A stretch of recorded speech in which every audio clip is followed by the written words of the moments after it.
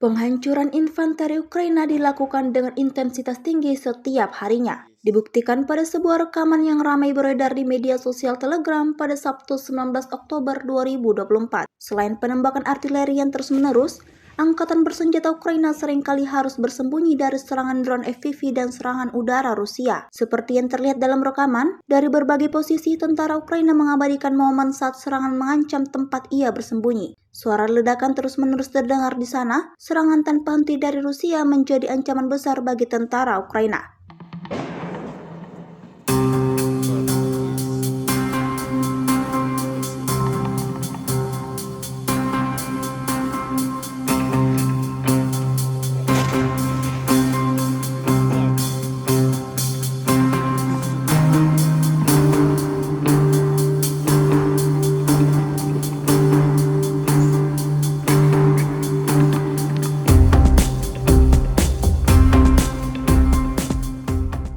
Download Tribun X sekarang, menghadirkan lokal menjadi Indonesia.